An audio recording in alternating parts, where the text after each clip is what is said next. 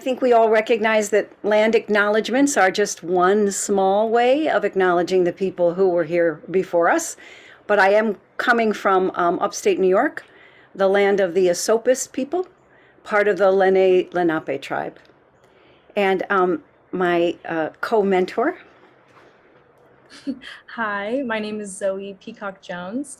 I use she, they pronouns, and I'm calling in from Lower East Side in Manhattan, and that is the land of the Lenape people.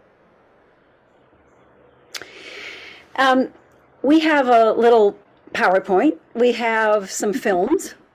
We have some little some activities, and we have time for Q&A.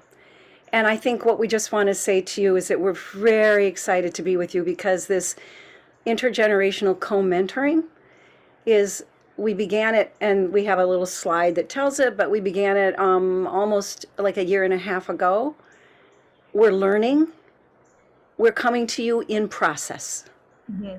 So I just want you to know we're not looking back on, this is what we did and it was this. We're like, this is what we started with. This is where we're getting to. This is where we're now. And this is where we think we're going. So it's really, we're coming in to you in process. Zoey, anything you want to start with? Yeah, and why doesn't everyone take just a moment and write where you're calling in from in the chat, just so we get an idea of who's in the room with us. We take a few moments to do that, and then I'll share my slides. We thought that as we start this these slides, our little slide deck, that we would start just by asking you also, as you go into the chat, to just put down any words that you already associate with the word mentor. Let's just see let's kind of give ourselves a grounding. What do we as a community right now think about that word mentor? And just pop those into the chat, and I think Zoey will read some out. Yeah, guide, give and take, resource, partners, care, grateful, trust, sharing vision, support, advisor, teacher, a gift. These are beautiful. Yeah. Caregiver, ancient Greek origin.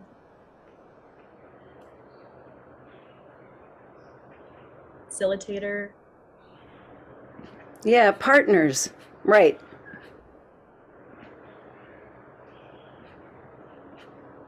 Great. Any more? Knowledge transfer. Great. Yeah. Accountability partner. Oh, I love that one.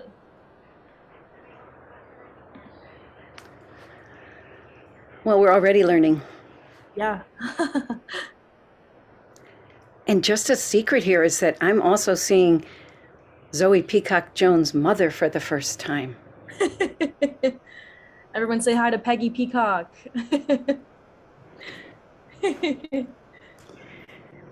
Great. Shall we start with our slides? I think so. Okay, let me go ahead and share. And then you'll have to tell me if it's working, because I can never tell. Okay. All right. Thumbs up. How are we looking? Yeah. Okay, looking good. Okay, so we kind of already said this, but this is our presentation on our intergenerational mentorship that we started over the last 2 years. For us, these are some gorgeous pictures of us, and and we'll talk a little bit more about ourselves. Jean, do you want to start? Sure. I'm at Lincoln Center and also at New School. I'm a director on the education team. We're all kind of working together. I've been at Lincoln Center for a very long time because I started there as a teaching artist. And Eric Booth is on this call, and Eric likes to say he's the oldest living teaching artist, but I would challenge him to that a little bit. So I've been a part-time TA at Lincoln Center. I've been a collaborative TA, a full-time TA, and then joined staff in 2018. And have been, I guess, committed to teaching artistry for my whole adult life, and was very lucky to start my work at Lincoln Center when Dr. Maxine Green was a philosopher in residence, because it certainly informed my work going forward. And it actually came up and is part of how Zoey and I got started when we were met at New School, that the philosophy of Maxine Green was at least one thread that connected us. Mm-hmm. So that's me, Zoe. Okay.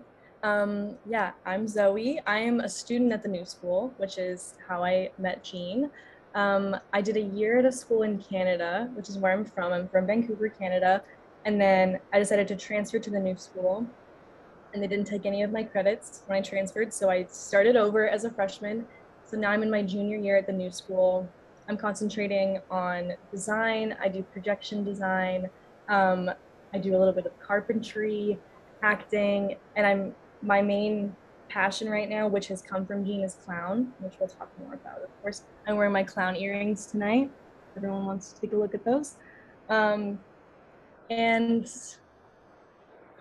yeah, I'm a student. I'm living in New York, and, and I'm also getting, because of Jean, diving deep into teaching artistry throughout my time at the New School as well.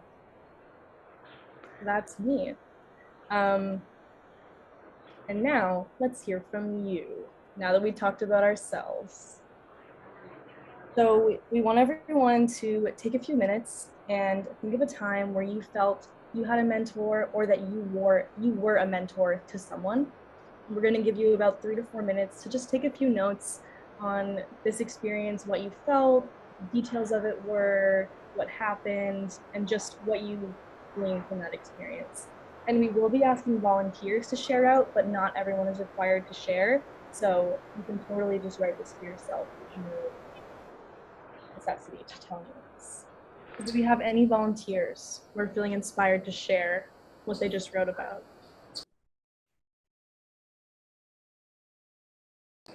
Christopher. Hopefully you can hear me. Is that okay? Good.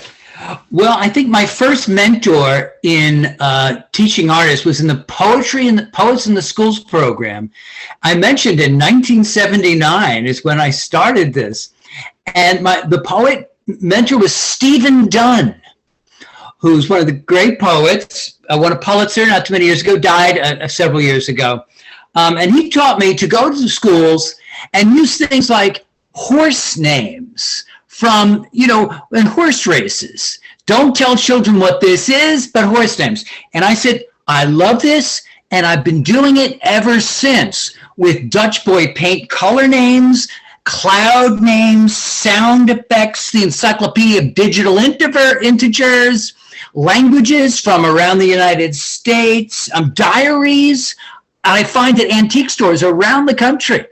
You pick up people's old diaries. And so I've been using, and sound effects, using all kinds of things that have stimulated from that one instruction from Stephen Dunn.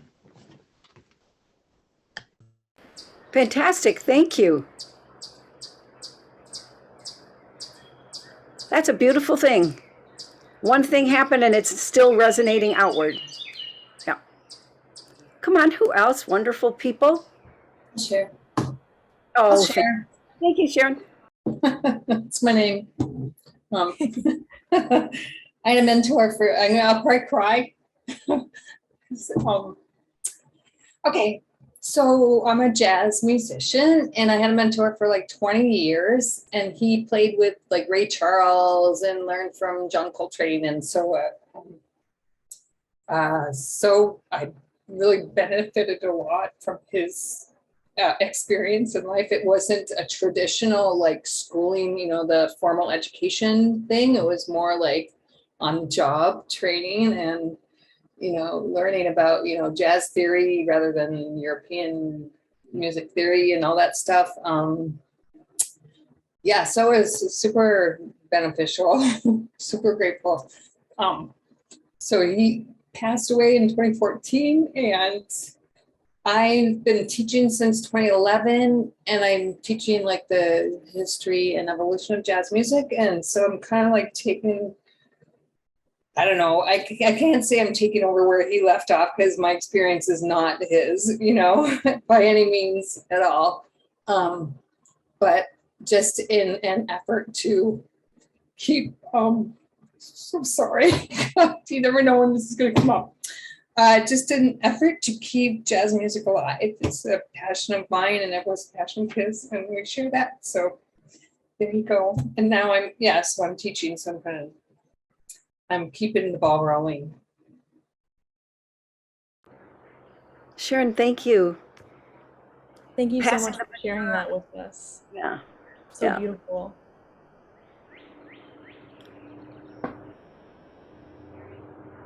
Oh, good. Eric raised his hand. Like he did the real thing. Oh, the Zoom raise. Oh, that's advanced. Yeah, very, very technically advanced.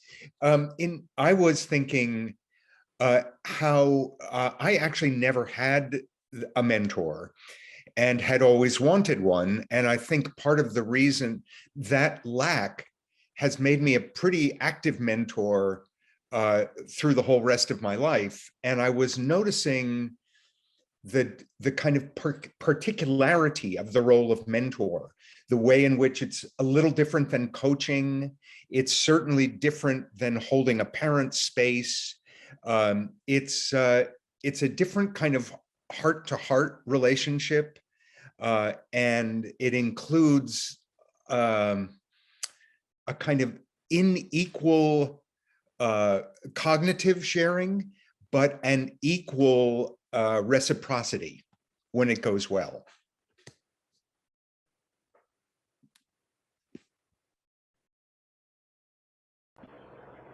Thank you, Eric. I think there's many on this call that might think of you as their mentor.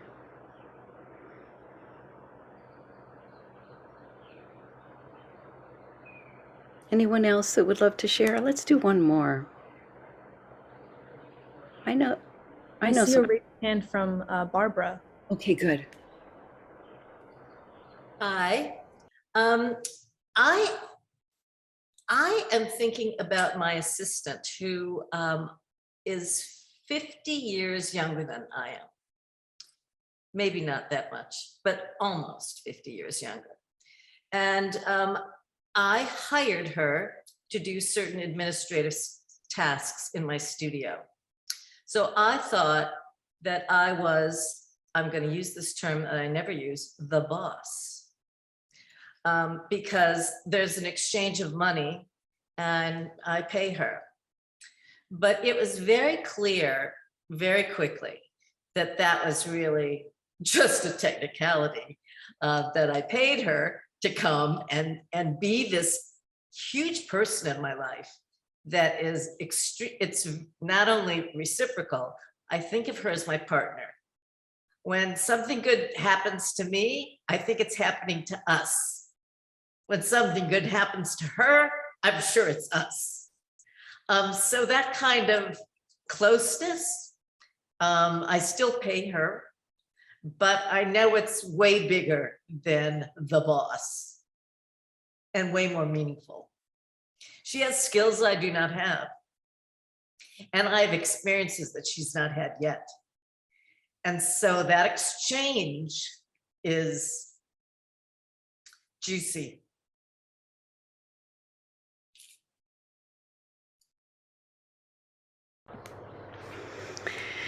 We are a community that has had quite a wide range of experiences of mentorship. So I think Zoe and I, of course, part of our intergenerational co-mentorship is doing things together. So even doing this presentation or this sharing together is another level of us learning. Mm-hmm. And we will, in fact, of course, go back after hearing all of this and revisit our own guidelines that we've given ourselves. Thank you so much for bringing such deep humanity to this room. I feel it's so refreshing to talk about people who've meant a lot to us, who shared our passion, who we feel we're trying to move forward from where they left off, not in the same way because we're not the same people, but how beautiful is that? And how important, I think, for us to be able to talk about that.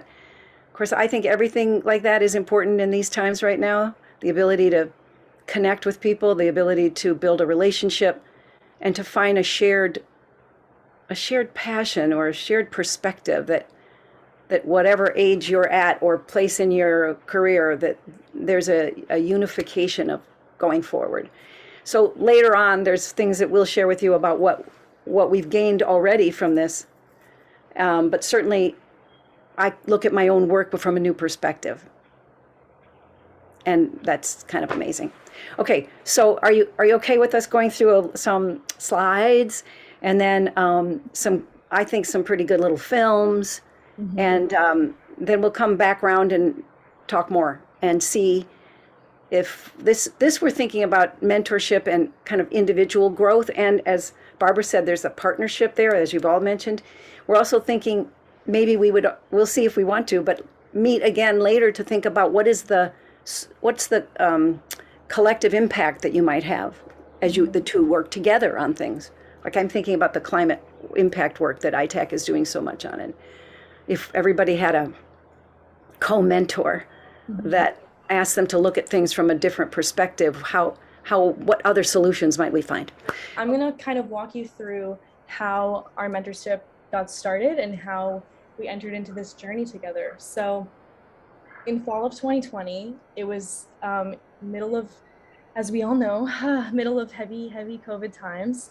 My school had gone fully online, and I was feeling so sad, to be honest. I was feeling so sad and really uninspired by my schoolwork and just not motivated to do anything. So I decided to go part-time in my classes, but I didn't want to be doing nothing all the time. And over that summer, Jean had volunteered to teach a bunch of students a clown class just in her free time, because she's amazing. So I remembered that class, and that was like one of the only things that had made me happy the entire COVID times. So I thought, there's no harm in asking, like, what if I could do something for Jean? So I just emailed her out of the blue and said, do you need an assistant? Do you need someone to be doing anything for you? And just hoping that anything would come up. I said, I can edit videos. I can walk your dog. She doesn't have a dog. I said I would do anything. And Jean was the one who proposed the idea of this intergenerational mentorship. And I remember she had mentioned it once to a group of us in one of our clown sessions, and I kind of kept it in the back of my mind. So when she brought it up, I said, yeah, that sounds perfect. That sounds like exactly what I want to do. So it kind of just happened naturally that way. Like if I hadn't reached out, I wonder if it would have happened, but I had that impulse and I followed it, and then Jean saw that opportunity and we discussed it together, and now we're still in it. And it's been going ever since that day. Jean, do you have anything to add before I go to the next slide? Well, I guess that I had the idea of, I've been teaching at New School for a while, and I was just, we always learn from our students. Every teaching artist and teacher will always say that. But I was just struck by the BFA students I worked with, that there were certain things and perspectives on the world that I thought I could so grow from. I felt that they had an innate understanding of some of the things that some of us who'd are older were having to kind of learn and adjust to. And I thought, what would it be like to have a chance to have a more direct conduit to that generational thinking? So when Zoey came forward, I thought, oh, fantastic. If you're looking for that and I'm looking for this, let's see what we can do together. So it was a hunger, I would say, to keep a tap on the wonderful, innovative, current thinking of the young people. And the kids at New School inspired me. Okay, we're good. And sorry, you made me think of one more thing. Another reason that I reached out to Jean was that I know her life's work is around clown and teaching artistry, and those were the fields that I was in that moment, like recently, seeing myself being interested in. So I just wanted to get as much knowledge as I could from her. So that was like my initial inspiration for reaching out to Jean, was our shared interests. And then that blossomed into so much more work together. Oh no, too far. There we go. So we started, we're going to share with you, and we'll keep this moving. We don't want you to be bored. We created questions and we created tracks, and you're going to see how we organized it initially. And by the way, I also want to say that we asked Madeline and our wonderful friend Marika from Place des Arts to be our outside sources. So we met with them early on and shared with them our ideas and how we were going to organize it. We met with them again recently to give them an update about where we are, and we will meet with them again when we get closer to this creative project that we're doing. So we felt it was important to have kind of two witnesses or two observers on the outside.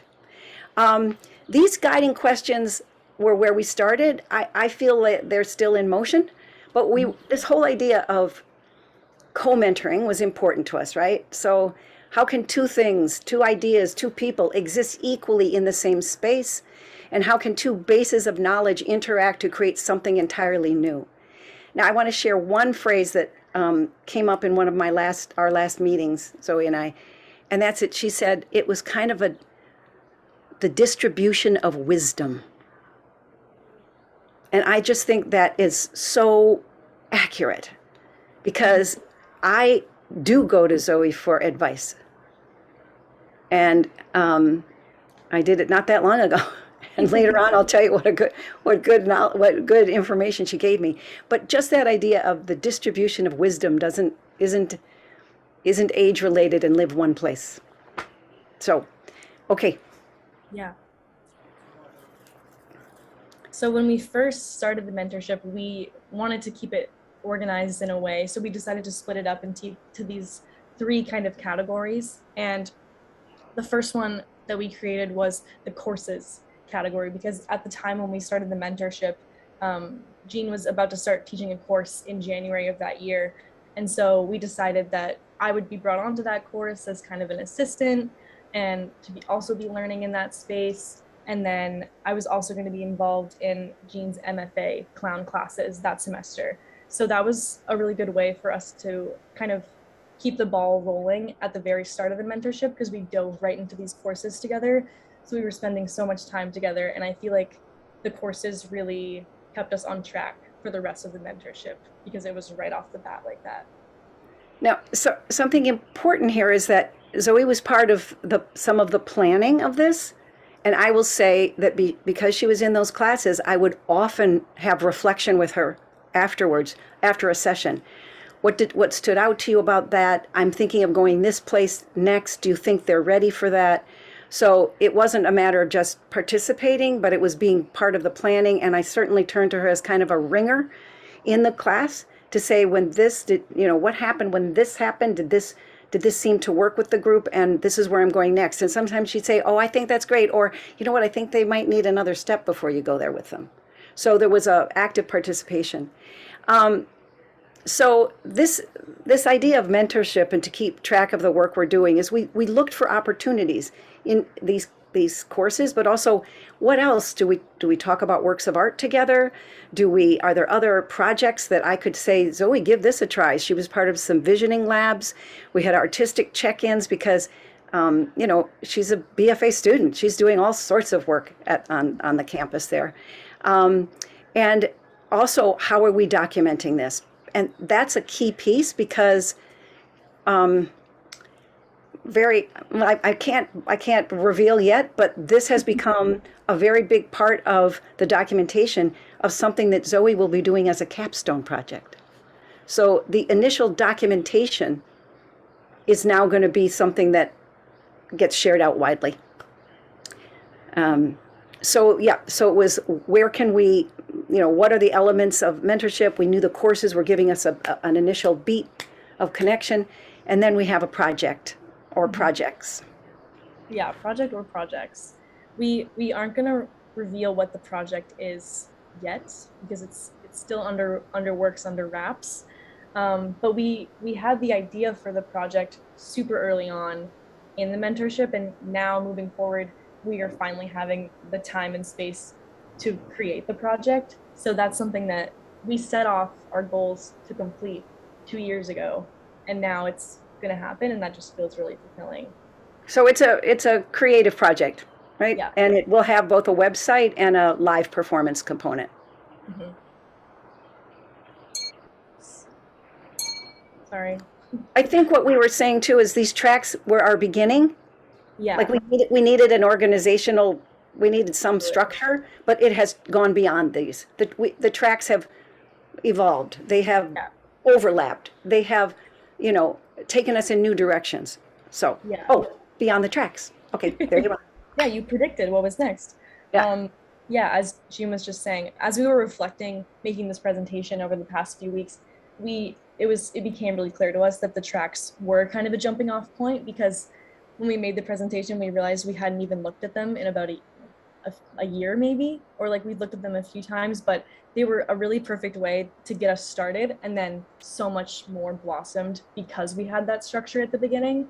So I think if we didn't make the tracks to start, we wouldn't be able to have the conversations that we have now, because it just put us on the right track. As Zoe said, the collaborative creative project, we thought, well, you know, co-mentoring, somebody in their 60s and somebody in their 20s coming at a common project, a project from their perspectives and their lived experience, what will that do? What will it do to the process? Well, how will we, you know, what conversations, what new directions? So we were really excited about kind of a common goal and what that would look like coming at it as equals.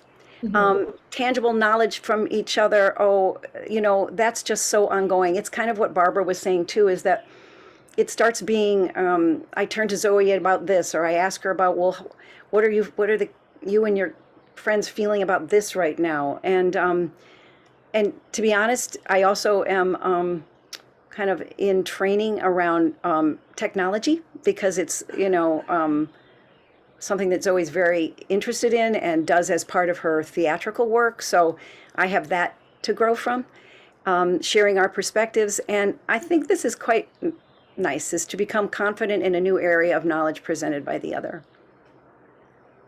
Zoe, you have anything you want to add? Yeah, I think also just to say these outcomes were similar to the tracks in that we made these at the very start of the mentorship, and I think on the same day that we made the tracks. And these are things that have happened, but also are still happening. Like, I think we've accomplished parts of all of these, but they're also all still in movement, which I think is beautiful.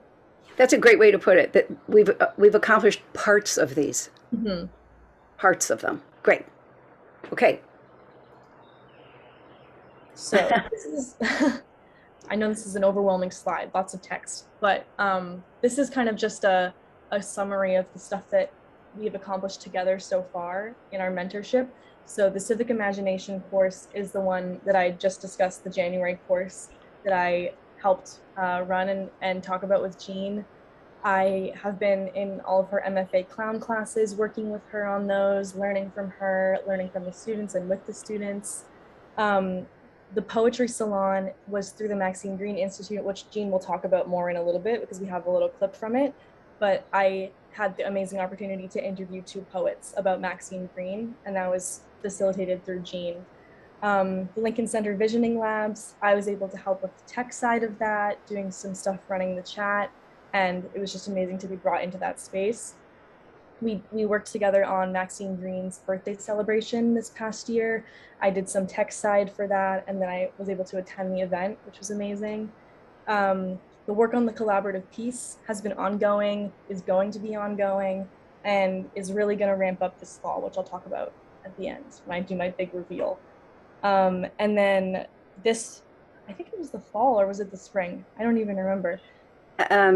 It was the end of the fall. Yeah, the end of the fall, I was able to, Jean was teaching a Fundamentals of Teaching Artistry course, the MFAs, which I was also able to join in on and learn with her and with the students. So that's like a very quick summary. Yeah. And you know, we're just giving you an overview of how we organized it and how it got started and how we organized it. But so one small thing, but maybe not so small, is I always introduced Zoe to any class she was in as my co-mentor. I said, here's Zoe Peacock Jones. She's my co-mentor. And, you know, it really, I don't know, it landed with the students. They reached out to Zoe for advice as much, but they accepted us as collaborators. They accepted us as equal collaborators. That's what I could feel in all of the classes. Yeah, They did. totally. They took us as the partnership that Barbara mentioned. Okay. Yeah. If we want to, the next few slides are the videos. So if we want to Oh, good. pause. Yeah, let's just pause and see if there's any questions, and then we'll go back and do the videos. They're fun. Well, we hope they're fun. Yeah, I think they're fun. Greetings to all from Ecuador. I'm just interested in knowing a little more about the civic imagination course. It sounds really interesting. So I wonder if you could elaborate a little bit on the content of this course. Well, I think, I think art has, I think art can be applied to, I don't know, make us better in a way. So I'm interested in knowing, other than the aesthetics of art, like making something beautiful, how can art be applied to make a better society, as broad as that sounds? So yeah, what's the content of that course? Well, I think you're, just so you know, I think you're in a community of people who feel that that arts can make, well, I think the way Maxine often would say it is that arts change people and people change the world. So, but you're in a room that I think where the arts gave us meaning, and therefore we think about that as bringing meaning, activating the artistry of others so that they also can have a hopefully deeper, meaningful life and bigger idea to change the world. So the civic imagination is, initially it was called Arts Inquiry and Civic Imagination. And the idea is, and I'm speaking to a lot of people on this call know this, is that many of us believe that being allowed, with teaching artists, helping through some activities, to have a deep personal engagement with a work of art can be transformative. And that by being able to really see the choices that are available in that work of art, the multiple interpretations that come from that work of art, what meaning might that work of art have for you in your life right now? If the work of art can be opening and can release our imaginations. So then the idea would be, if a work of art can release my imagination to see other works of art and possibly to see more choices in my own life, can that opened up imagination become a civic imagination and envision the world as if it could be otherwise? So it's almost a roll of ripples outward. Does that help? Yeah. Okay, cool. Anybody else want to add to that? Because I got some colleagues here that could. Yeah, great. And you know what, Juan, here's what's so amazing about this experience is I didn't really know how I was connecting the things in my life until Zoey said to me one day, she goes, yeah, so clown and Maxine Green. And I was like,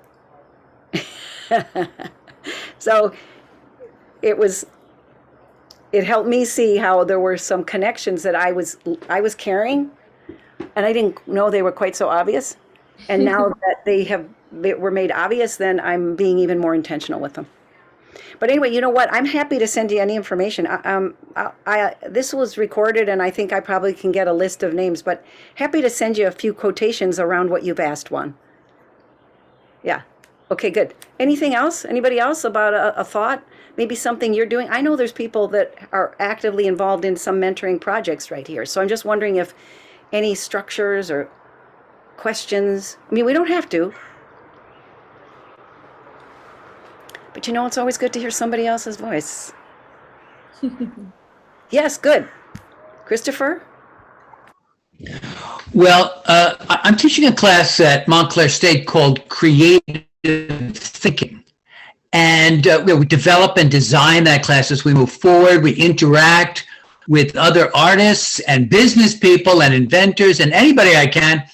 And you gave me a great idea. I would love to have a co-mentorship for that class as another part of that.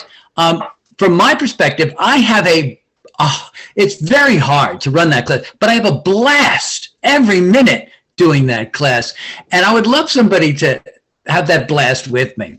So I'm going to reach out to my deans or somebody and ask them for a co-mentorship initiative. I like your definition of it, intergenerational co-mentorship. Have a blast together. Mm-hmm. That should be our slogan. Yeah. Sorry. Right. We might steal that from you, Christopher. Absolutely. Absolutely. And anything else before we go on? Okay, we're going to show you some cute videos. Yeah, so one of them, often in the clown class, even online, so it was online, the clowns had to do, uh, well, they had to do an Olympic sport. And they also had to do this fun, I thought a fun activity where it was the clown, basically it was near the end of the course and it was like the clown enters the big world. But this is just a compilation of some of little clown bits in their Zoom boxes. And then we'll maybe, well, let's just do that. Or you know what? No, I'll do the lead in. The Maxine Green Institute, and I want to give credit to that wonderful organization that is keeping the legacy of Maxine Green's, all of her work and her philosophy going forward. They have a salon series, and Zoe and I met with two professors, Amanda Gulla and Yolanda Seeley Ruiz, both poets and professors. And the salon was called Poetry is Possibility. And we're just going to show you the first minute of it, but we can put the link in the chat. But what's important was Zoe and I planned it, but then I stepped back because it was so wonderful to have Zoe ask these professors the questions because she wanted to know more about Maxine. So there was just kind of the rightness of the impulse of a younger person who's on the beginning of understanding or hearing about Maxine to two people who've been living with it. So these are two quick videos for you. Yeah.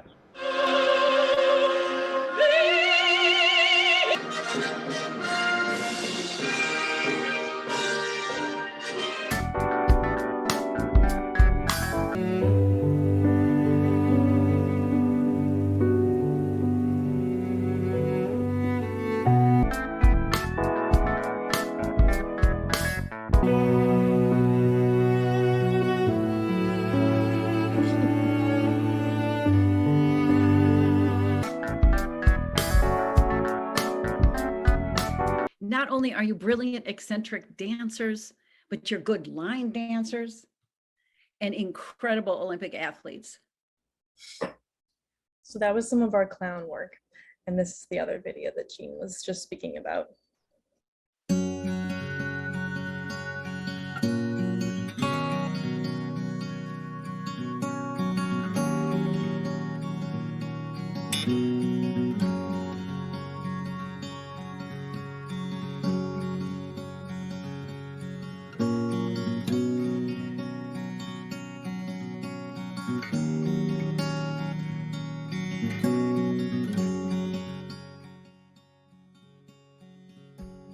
We are concerned with possibility, with opening windows on alternative realities, with moving through doorways into spaces some of us have never seen before.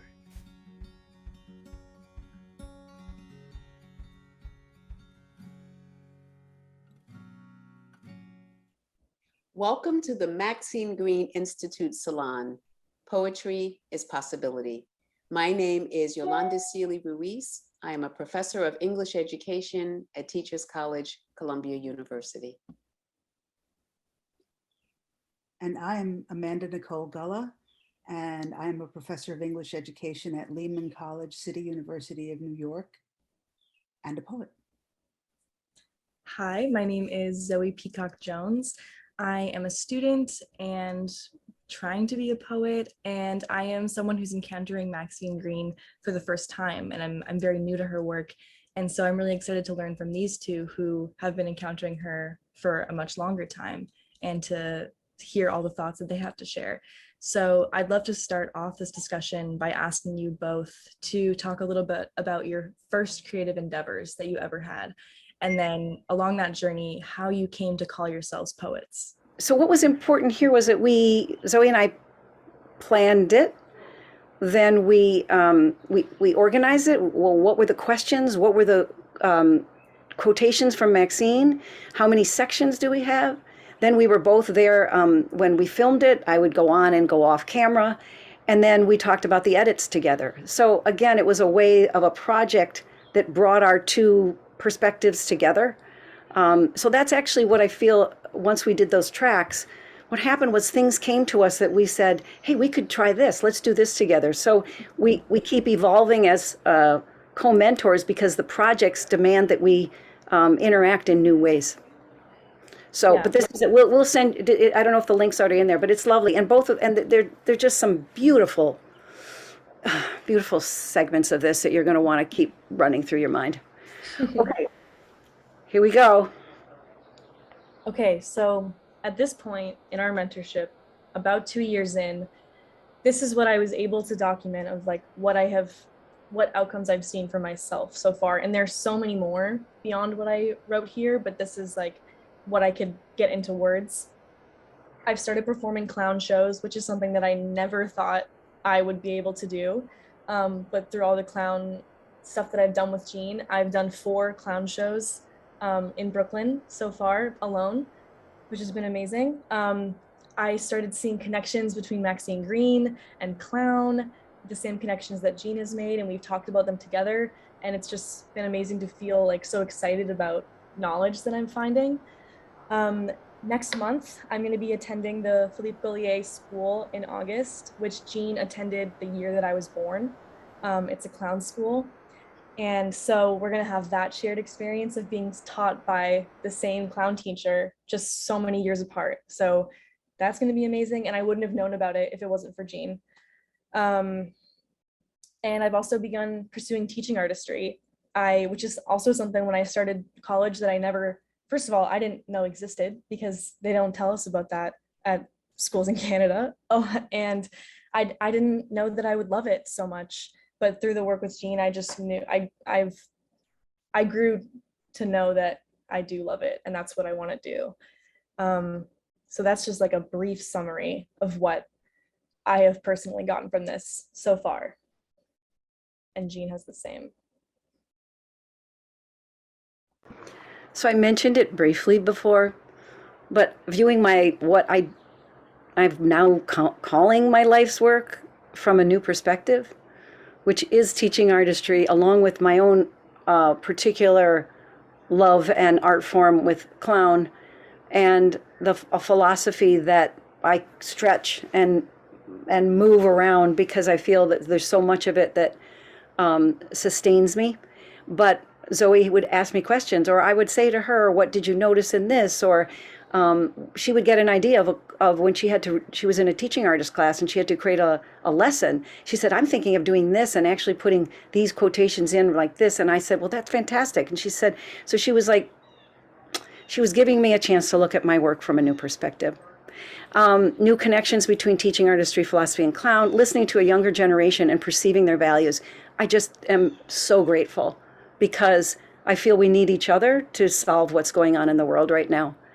Not that long ago, after talking with Zoe about my certain things about my work life, shall I say, without sharing too much, I actually stopped and said, this was not that long ago, maybe 3 weeks ago. This was like 2 weeks ago, yeah.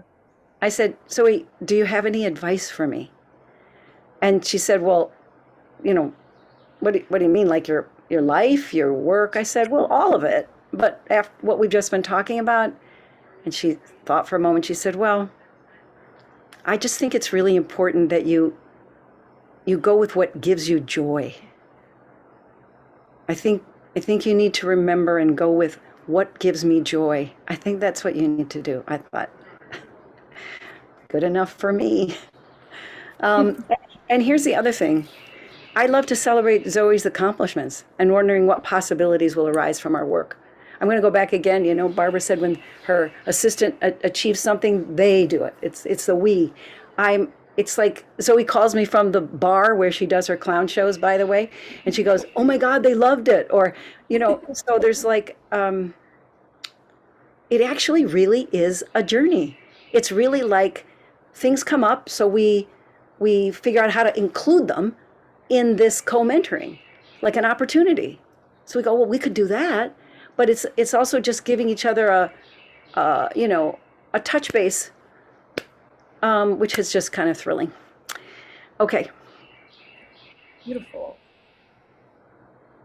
And now for my big reveal. So where are we going next? So in the last spring, I had to apply for my senior thesis capstone project, and I decided that I wanted to make my work with Jean my thesis, and it got approved. So I'm going to be doing it. So for the next year of school, this is gonna be like my main focus, and my goals for my thesis are to create a guidebook of intergenerational mentorship based on our experience and based on our documentation, a guidebook for others who want to do this as well, who want to start a mentorship. So I'm gonna write that book. It's not gonna be a novel, but I'm gonna write that guide, and then the collaborative project that me and Jean have been working on is going to be the performance part of my thesis. And I still can't tell you what it is, but it's going to be really good. And also the website that's a part of that collaborative project. So those are like the 3 prongs of my thesis. But basically, my work with Jean has become like my whole focus at the new school, which is crazy because when I came, I didn't even know her. So I'm so excited to get started on that project. I started in the fall, and then it's going to be finished next May. So lots of work to do, but I'm super excited. And when we have our hopefully second think tank in the fall, we will reveal what the project is. So you should come to that. Okay. Now we can see it. That's all the information we have for you. Yeah. And now we can all talk about it. So I'd say, yeah, we're kind of excited about this creative project. Zoey, it's so hard not to say what the title. I know. Can't we? You could say it. Okay. But just say it, but don't explain it. Okay, but it really came out of our first couple months together because it was also inspired by Anna DeVere Smith. And it was inspired by radical welcoming, which was a theme that we were looking at. And Lincoln Center was looking at, Dr. Chris Emden was looking at, but, radical welcoming. But what was also talked about was the idea of an office of kindness. And so I bought the domain name because I got very excited by Anna DeVere Smith saying, I teach at NYU, so what I'm talking about is not that we should all have like a better HR department. That's not what I'm talking about. But why can't there be sometimes the idea that, there's an office of kindness that you could go to? And I reached out to her and I said, you inspired me. So we actually have done some work on this already, Zoey and I, and as we said, a website as well as live performance. We have a small group of clowns called Clowns in Toto who are helping us develop a little bit of material. And so that's what we're excited to work on together alongside these other pieces. I think I'll also do another thing and I was going to talk with Eric Booth about this, but since he's right here, I'm going to share it with everybody right now, is that I have been so inspired by Zoey, and what it is to be so wonderfully excited by learning. And I know anybody on here who is an artist, a teaching artist, that curiosity and that love of learning is just deep in us. And I recognize that teaching artistry has grown in such a way, and I've been in it for over 30 years, that I feel I have a lot to learn in order to call myself a teaching artist again, or still.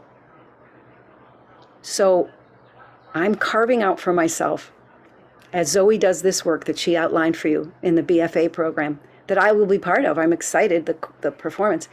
I'm carving out for myself a year of learning. And that year of learning has to do with teaching artistry, clown, all the things that I love, that I'm going back in, not because I think I know everything, I got to go back in. These things are changing, evolving, and I want to still be a teaching artist, and I think I've got some learning to do in order to do that. So I'm creating a year of learning that'll be parallel with Miss Zoey Peacock Jones. Good. So that's what we got. Oh, look, Zoey, we thought it was about an hour. What do you think? Anybody? Questions? Yeah, questions. Stuff we can send you?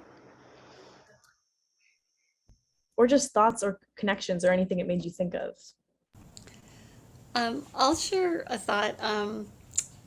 My name's Liz Harvey, and I'm in the Bay Area, and I'm a huge fan of Dr. Chris Emden. And when earlier, I'm glad you brought him up just now. And earlier in the Zoom, I thought of his book For White People Who Teach in the Hood, and the rest of y'all too, because something that really influenced me as a coach in arts integration and as a teaching artist was this idea that he has of co-generative dialogues, which is this whole amazing process where, somebody I was working with, fifth graders who were distracted and bored, became her advisors after class for 5 minutes, every day. And everything changed.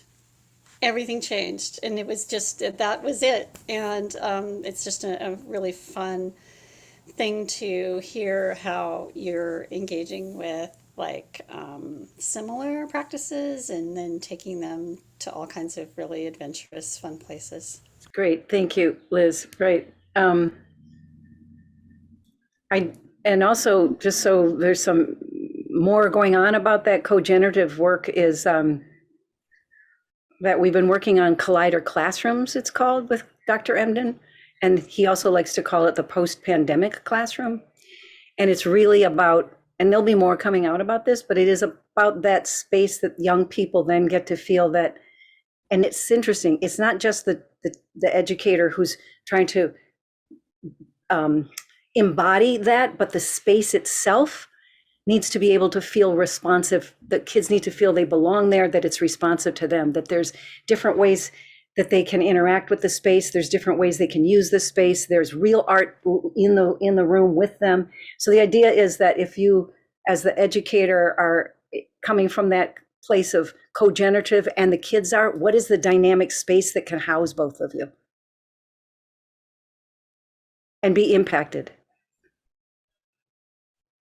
And I've been out to a couple of high schools where the young people are talking about what they want. Like the DOE is going to have, believe it or not, in New York City, is going to have 7 of these Collider classrooms. One exists now in Williamsburg, and then another one I went to visit in the Bronx. And we met with the kids, and they were saying, the young people, and they were saying, what do they envision for that space? And he created such an environment where they were so willing to even say, I hope it's a place where I can work well, but chill out. Because I get a lot of anxiety around the social interaction I'm supposed to do in high school. And there were 4 young people who admitted that, which I thought was amazing. But anyway, so these spaces are going to be reflective of the students' input.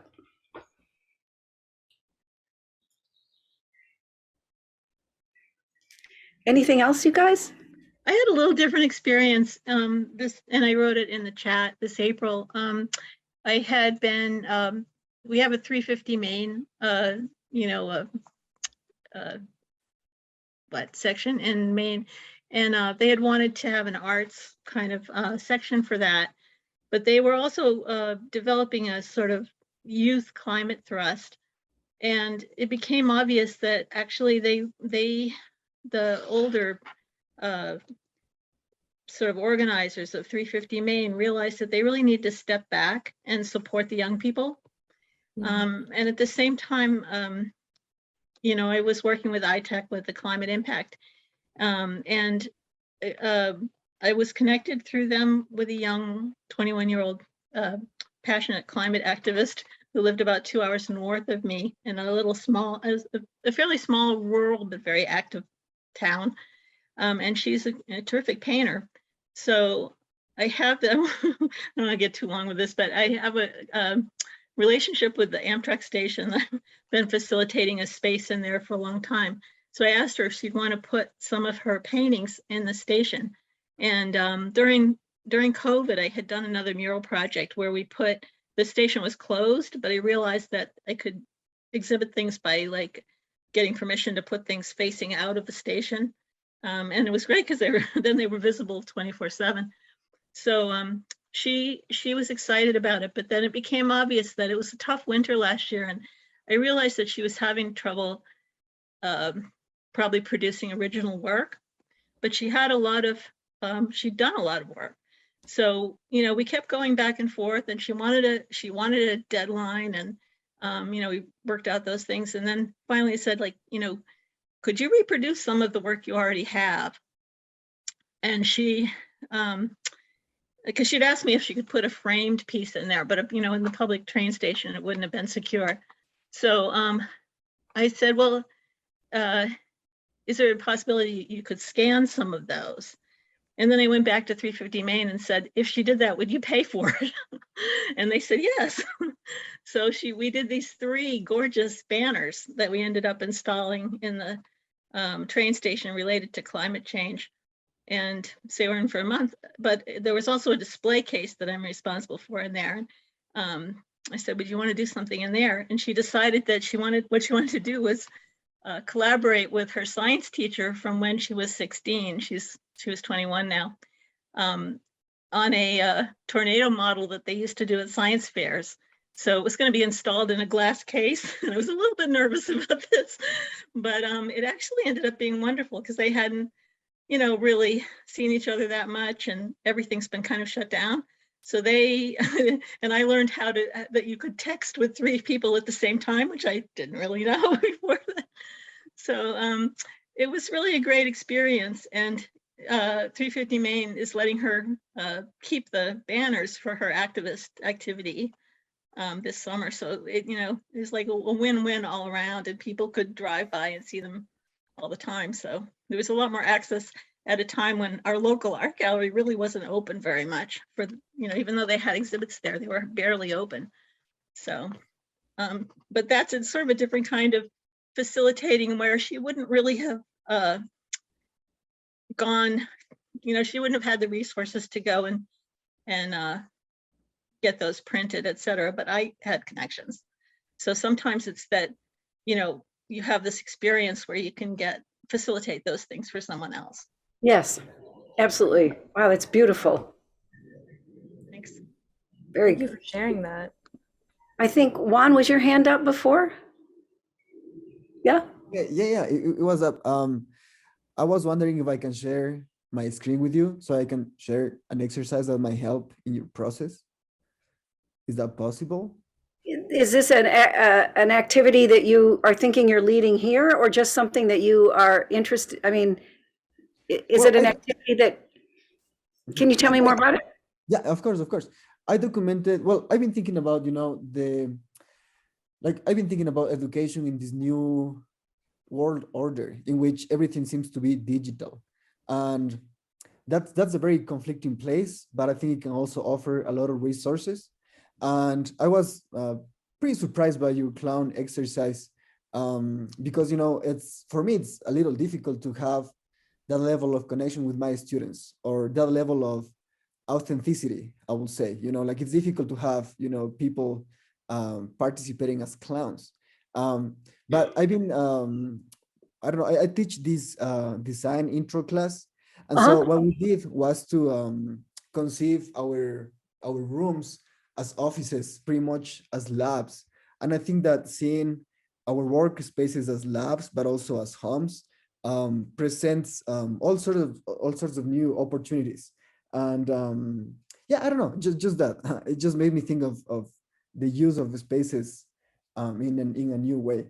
So I agree. And I think everybody on this call has, when we all of a sudden had to teach online and we hadn't been, we had to think about how this little box could be used for entrances and exits, and how it could be used for people describing and noticing and observing. And so I agree that I think some things came out of that kind of teaching that I've found very valuable, and will always do now. Even when I'm back in person, we'll find ways to still draw from what I learned about the use of space from having to be on Zoom or other kind of platforms like that. So a final thing, that when one of the young students did the Olympic sport, he chose the pommel horse, and he used a stool in his kitchen. But we could have just spotlighted him. His name is Timmy. It was so funny because he came out, but there I see him near his toaster oven. You know what I mean? I see his toaster oven there, but I also see him fully committed to. And then he took off his sweatpants and I was like, uh-oh. And then, but he had on his athletic wear. And then he got onto his stool and did all the kind of things that you do on a pommel horse, really hard.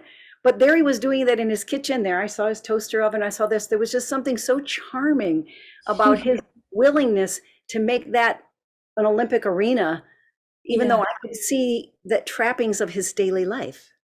Anyway.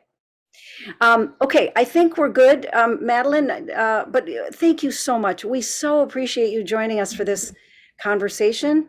And we welcome any feedback that might come after the fact. And let's see if we can't devise something where like we all present next time.